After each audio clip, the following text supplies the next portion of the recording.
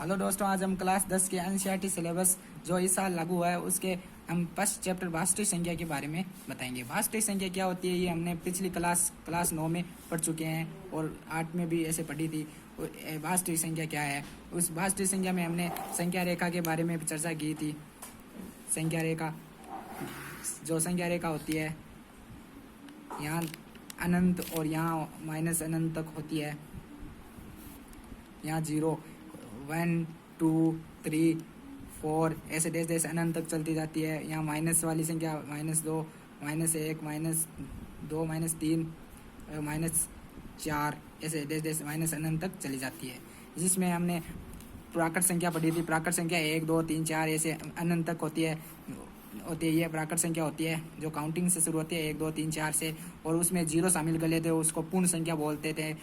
और उसमें पूर्ण संख्या में यदि माइनस वाली संख्या आ जाए तो उसको हम पूर्णांक संख्या बोलते थे। और यहाँ ये इसको धन पूर्णांक और इसको ऋण पूर्णांक बोलते थे। उसमें परमेय संख्या, परमेय जो इन दोनों के बीच में 1/2 आता है, P/Q के रूप में जो संख्या आती है उसको परमेय संख्या बोलते हैं। Q = 0।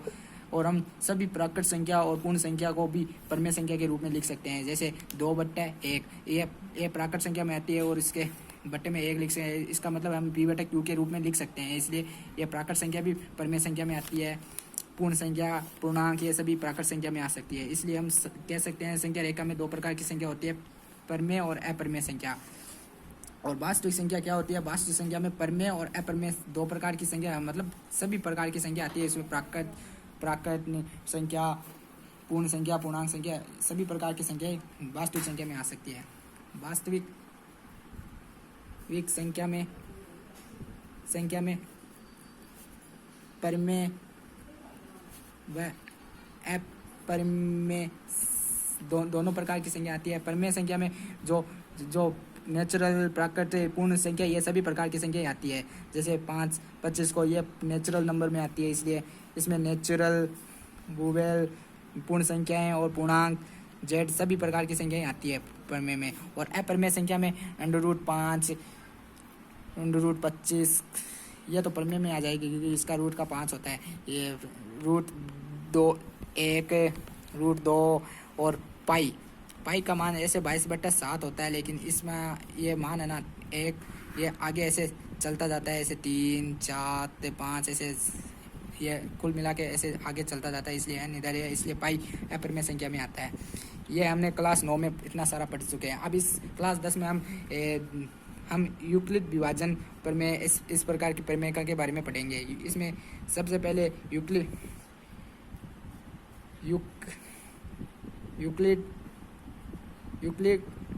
विभाजन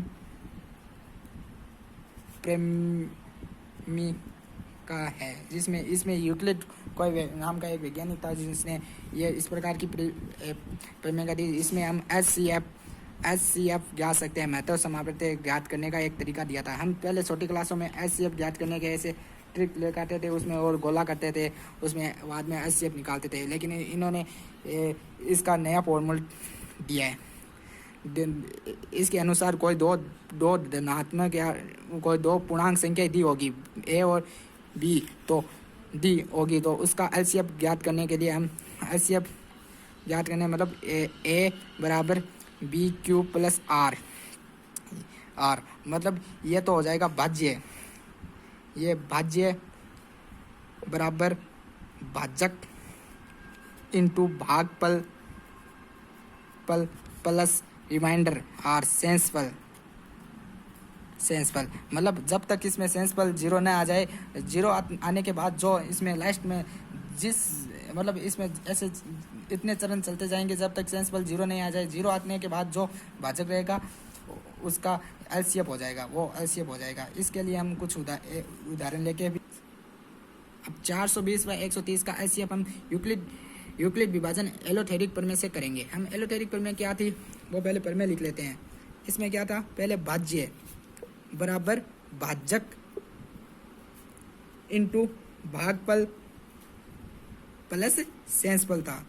यह है यूक्लिड विभाजन प्रमेय का।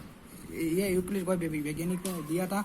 इसमें सबसे बड़ी संख्या होती है ना, उसको हम लिखेंगे भाज्य 420 और भाजक 130। तो हम इसमें 400 ये रफली में इसमें भाग दे के देख लेना। ये 420 में 130 का भाग देना है तो कितनी बार भाग जाएगा। तो ये जीरो का कोई मतलब नहीं है। इसमें 13 घंटे 33 39 54 होता है, इसलिए 33 39 मतलब 390 में भाग चला गया। इसका सेंसबल कितना बचा देखो, जीरो मतलब इसका सेंसबल कितना बचेगा, 30 बच जाएगा। सेंसबल 30 बच जाएगा। तो इसका भागफल क्या है, 3। ये भागफल इधर लिख दो और सेंसबल है 30। अब इसमें सेंसबल जीरो नहीं आया, इसलिए ये एक चरण और आगे वाला चरण लेंगे। इसमें भाजक होगा ना, उसको हम अब की बार भाज्य लिख देंगे। भाज्य को भाज्य लिख देंगे और उसमें भाग सेंसबल का भाग मतलब सेंसबल होगा ना, उसको हम भाजक के रूप में लिख देंगे। इसमें मतलब 130 में इसका भाग देंगे तो कितनी बार जाएगा, 3। मतलब ऐसे रफ में देख लेना। 30 का 130 में भाग देने पर तो इसमें 3 चौक 12 मतलब 4 बार भाग चला जाएगा। 3 चौक 12 मतलब 120, 10 सेंसबल बच जाएंगे। 10 सेंसबल ये रफली करके देख लेना। और अभी भी सेंसबल जीरो नहीं आया है, इसलिए एक चरण और आएगा इसका। तो ये भाजक को हम फिर से भाज्य में लिखेंगे और जो सेंसबल था उसको हम भाजक के रूप में लिखेंगे और इसमें 30 का भाग देंगे तो मतलब 3 बार चला जाएगा और सेंसबल आपकी बार इसमें जीरो आ जाएगा। इसलिए इसमें सेंसबल जीरो आने के बाद जो सेंसबल जीरो जिस चरण में जीरो आ रहा है उसका भाजक क्या है, 10। तो ये एलसीएम हो जाएगा। तो हम तीसरे चरण में चरण 3 में सेंसबल 0 है, इसलिए एचसीएफ 10 है। ये इस प्रकार से क्वेश्चन करने हैं। इसके आगे भी बहुत सारे क्वेश्चन हैं, वो हम आगे कराएंगे।